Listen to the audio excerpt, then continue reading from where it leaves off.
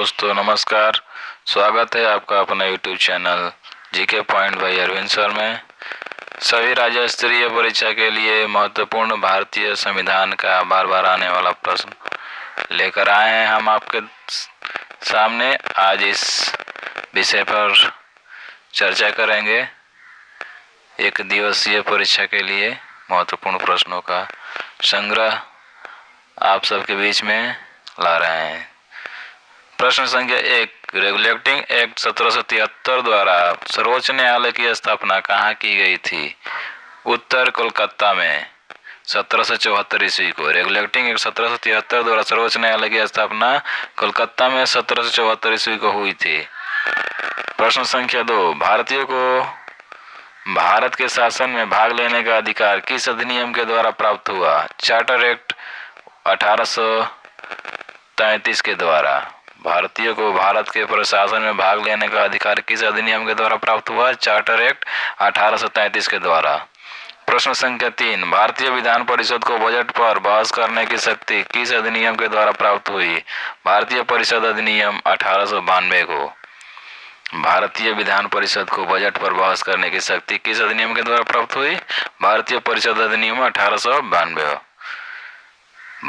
प्रश्न संख्या 4, केंद्रीय विधानमंडल सर्वप्रथम किस अधिनियम के द्वारा द्विसदनीय बनाया गया? 1919 के भारत शासन अधिनियम के द्वारा। केंद्रीय विधानमंडल सर्वप्रथम किस अधिनियम के द्वारा द्विसदनीय बनाया गया?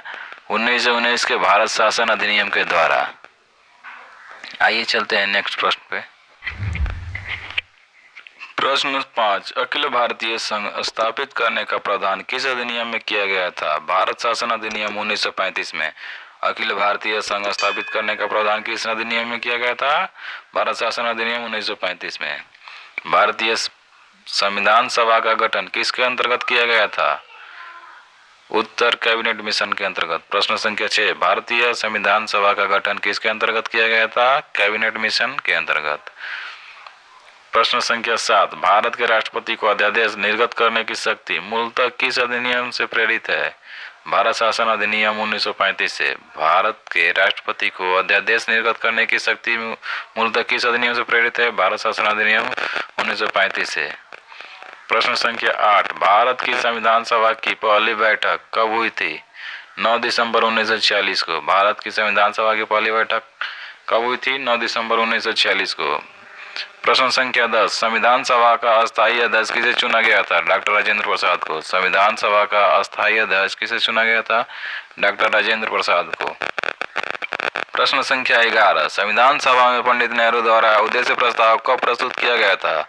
13 दिसंबर 1946 को। 13 दिसंबर 1946 को प्रस्तुत किया गया था। प्रश्न संख्या 12, संविधान सभा में पंडित नेहरू द्वारा उद्देश्य प्रस्ताव कब प्रस्तुत किया गया था? 13 दिसंबर 1946 को। प्रश्न संख्या 13, नेहरू द्वारा प्रस्तुत उद्देश्य प्रस्ताव संविधान सभा में कब स्वीकृत हुआ था? 22 जनवरी 1947 को। नेहरू द्वारा प्रस्तुत उद्देश्य प्रस्ताव संविधान सभा में कब स्वीकृत किया गया था? 22 जनवरी 1947 को। भारतीय संविधान के निर्माण काल में संविधान सभा के कुल कितने अधिवेशन हुए थे? 12। संविधान सभा के कुल कितने अधिवेशन हुए थे? 12। प्रश्न संख्या 15, भारतीय संविधान के निर्माण में संविधान सभा को कितना समय लगा? 2 वर्ष 11 माह और 18 दिन। भारतीय संविधान के निर्माण में संविधान सभा को कितना समय लगा? 2 वर्ष 11 माह और 18 दिन। भारतीय संविधान सभा के संवैधानिक सलाहकार कौन थे? Sir B N. राव। संवैधानिक सलाहकार थे सर बी.एन. राव। प्रश्न संख्या 17, भारत की संविधान सभा ने वर्तमान रूप में राष्ट्रीय ध्वज को कब अपनाया था? 22 जुलाई 1947 को।